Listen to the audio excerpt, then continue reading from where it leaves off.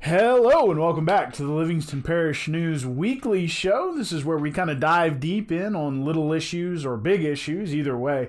But it's not like our morning show in that we get into just one single thing. Today we are talking about the subdivisions and the regulations that go along with them and all of the things that are involved in development in Livingston Parish. So, my name is McHugh David, publisher and editor of the news. Appreciate you joining us today to learn more about what's going on with the development in Livingston Parish, how it's monitored, how it's governed, that sort of thing. We are going to be talking mostly about the parish at large. We will, Denham Springs and Walker have their own rules and regulations. They both have master plans in place. And anything that goes into development within those two cities has to kind of fit into that master plan that they have. So it's kind of easy for them. Of course, at the parish level, they just adopted the master plan that it was developed in 2013, not too long ago, just a few months ago at the end of September.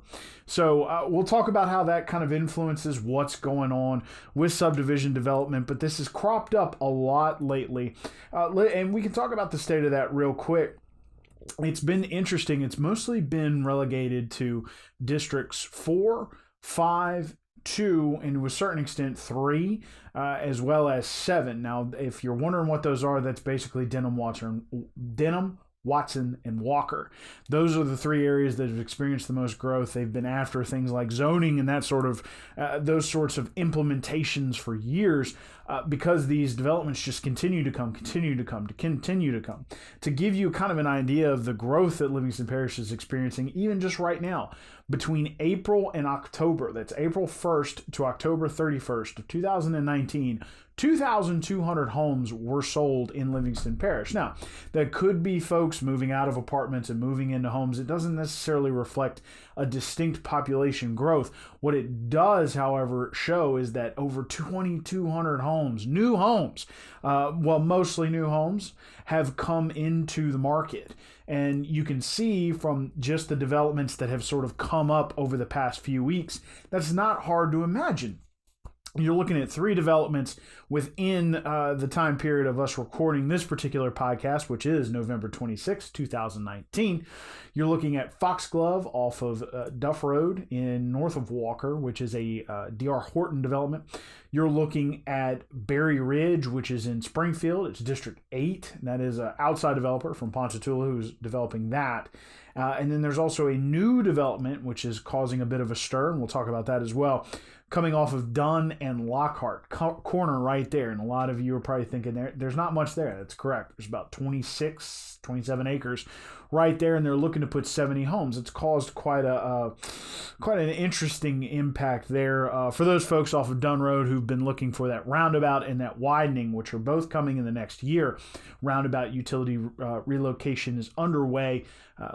Construction probably beginning sometime in the first quarter of next year. Then you're looking for the widening of Dunn Road, and that's going to be it'll be widened from 18 feet to probably about 22 feet, drainage, that sort of thing. So that's coming, but it's going to take time. And now we're talking about a new development coming. So these folks are upset. So what goes into a development, especially at the parish level? It starts with what's called the preliminary plat. That is the basis of the meeting that is occurring. Actually, it's tonight. It's homeowners off of Dunn Road who are trying to get a meeting going, trying to get people involved to see if they're just as against this development as everybody else is on Dunn Road. Right now, it's the Summer Run Homeowners Association that's sponsoring this, and they're looking to grow it a little bit more. It will be at 7 p.m. at the District 5 Firehouse headquarters, which is across the street from the Denham Springs Walker Branch Library. It is in the roundabout at Eden Church Road and Florida Boulevard. Now, the interesting thing about what's going on here is the preliminary plat is very, very, very beginning phases of a development, whether it's commercial or residential.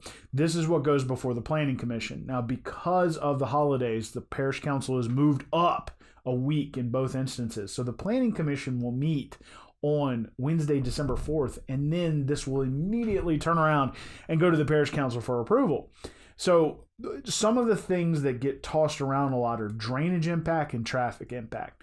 Those are two studies that have to be done on any piece of commercial property or residential property or development to determine, the effect that it has on the health, safety, and welfare of those around them.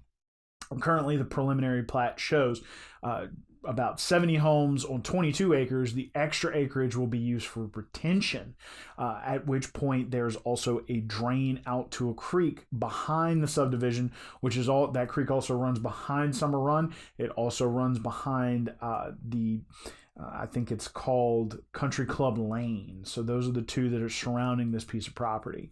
There are concerns surrounding the drainage impact as to whether or not, the citizens have concerns as to the drainage impact. There are also concerns from Parish Councilman Maurice Scooter Keene, who's in this area. This is his representation, as well as the residents. They're worried about the traffic impact, whether or not it's too close to the roundabout or the intersection, whichever comes first, whether this gets built before the roundabout or not, remains to be seen, but it will be interesting to find out which one comes first. Probably the development if it gets approved. The problem is all these problems can be discussed. All these issues can be discussed. But one thing that has been tossed around, a phrase that's been tossed around, and this came up when discussing the development in Springfield. As long as a developer is not asking for waivers, and as long as they pass the drainage impact study and the traffic impact study, the hands of the parish council are relatively tied. They can ask for a few things, like maybe during the drainage study, they can say, well, this drain from your retention to the creek, can we move it here to make sure that it doesn't impact those homes? They can kind of wheel and deal a little bit in that area. Otherwise, there's not really a whole lot of things that the parish council can do at that point. Now, what are drainage impact and traffic impact? We mentioned earlier they are studies, but they are actually baked into the parish's code of ordinances. And the drainage impact study has to be done through an engineer with the master drainage plan in mind. Now, it says if there is no master drainage plan, which the parish council is currently working on through the master plan committee, it must then go through an engineer who liaises with the local gravity drainage district, if there is one. Now, in this case, it will be Gravity Drainage District 1. According to Parish Councilman Keene, he's already talked with Gravity 1, and they seem to believe that the retention that they have and the offsite drainage that they have will be just fine with regard to what they being Gravity Drainage District 1 are trying to do in the area. The residents next door are not they're not so convinced. Of course, they will be holding this meeting tonight to discuss that preliminary plat, and I'm sure anybody that shows up, they'll be convincing them to go to this meeting at the anybody that goes to the citizen meeting tonight, they will try to convince them to go to the planning meeting. So from there, there are a lot of things that the parish council is trying to move forward. Okay. So what we've heard, or what we know, is that the preliminary plat must be approved. It then must go to the parish council, and then it must for approval. And if they aren't asking for any waivers and they're looking for that drainage and traffic impact study, there's not much they can do. If there's a problem with the drainage and traffic impact study, that's dealt with by the administration. We learned about that during the whole Premier Concrete issue. When all that cropped up, they weren't sure what kind of permit they needed. There was a problem. They worked with the administration's inspectors, the planning department, the permit department, as well as Parish President Leighton Ricks to get all that solved. The parish council is out of they're out of it. They can't do it. They have no hands in it at that point. So anytime there is a problem along with these processes, the parish council's out of it. It's the administration's job, typically, according to parish council attorney Chris Moody, to solve these problems. Now, in order to avoid getting into these problems to begin with, the parish council is looking for a couple of things that they're trying to do to at least ease the conscience of the folks that are around these developments that are just coming into Livingston Parish quite rapidly. One of which is, updating the impact studies. There's discussion about trying to see what Tangipahoa does, Ascension does, East Baton Rouge, and trying to update the impact studies, be a little more strict, a little more stringent, requiring a little bit more work with local drainage districts and things like that. not necessarily closing the door on development, but not leaving it wide open as well. Now, what those updates look like, that's still to be discussed, but it's something that's been thrown out there. Working with developers is something they already do to try to figure out where they want to put certain things, including offside drainage, as well as saying, one of the requests they did make, that would be the parish, is that the exit for the development be on Lockhart, not on Dunn, to which the developer at current is agreeing with that request. So time will tell if they will remain going out on Lockhart, or if they'll try to get an exit off of Dunn. A lot of that's going to depend on the state being so close to that roundabout. That's part of the traffic study, is dealing with DOTD and figuring out, what they can do and can't do in terms of entry and exit. It's also important to remember that with a certain amount of homes, they have to have two entrances. I don't think they quite crossed that threshold. I think at 70 homes, they're about 30 homes shy of that 100 home limit for requiring two entry and exits into the subdivision. So they'll only have to deal with one side. Whether that's Dunn or Lockhart, we'll find out. There's also specific ordinances that can be put into place. It's very interesting. Dirt fill was discussed a lot back in the spring of 2019. It was shot down. They just never really voted on it. It's now being brought up again. What dirt fill currently is a way to elevate your home to base flood. Currently, the parish has what's called 1 foot of freeboard, which means you have to build up to 1 foot above base flood anytime you add a new home. Dirt is usually used to get up that high. What a dirt fill ordinance suggests is that you can only go up to a certain height with dirt, and then you must use some other means of construction to get the rest of the way. Again, that was shot down in the spring. It's now being brought up again. It's something that the parish council could do to try to remove the need for a lot of dirt within the floodplain. Maybe focused more on pilings or that kind of thing, trying to get these homes up out of not out of the floodplain, but above the floodplain, since somebody was upset about that language.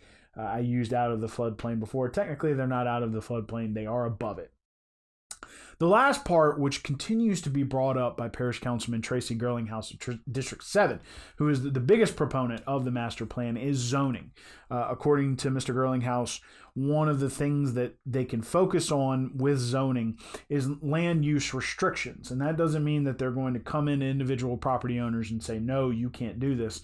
What they are going to do is say that if a subdivision is going to be placed in a piece of land that is zoned rural, it must be a certain number of homes per acre. So they might say it's only in a rural development situation, it can only be 1 home per acre, so that you don't have developers with, say, 68 acres of land who are looking to put 22 homes on the remaining 60 acres at roughly a home per third acre. You're trying to spread people out a little bit more, trying to restrict just how many homes they could put in per acre. And right now they can't do that. That is not an option. They cannot stop developers from putting as many homes as they can, as long as it meets the appropriate parish setbacks, which is the amount of space that has to be in between homes and in between lot lines. And as long as it meets the traffic impact study and the drainage impact study, there's nothing the parish can do. Zoning can change that a little bit. They did approve an introduction of the budget for the 2020 year that would have matching funds built into it to get updates to the parish's master plan so that they could maybe vote on zoning next year. It would have to be a vote of the people per district as to whether they want zoning or not. There's also a master drainage plan match baked in there to try to get a master drainage plan. As we mentioned, that's part of the drainage impact study. That would help keep a lot of this consistent, so it wouldn't be subdivision over subdivision as per their regulations that are applied. Specifically, there would just be one regulation, one master drainage plan that says this is the amount of retention you have to have, this is the depth and width of your retention pond. This is how you have to drain out of it.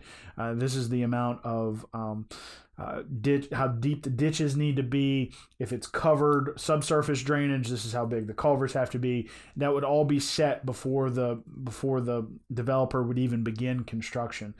So there wouldn't be a whole lot of leeway there, and everything would be developed evenly.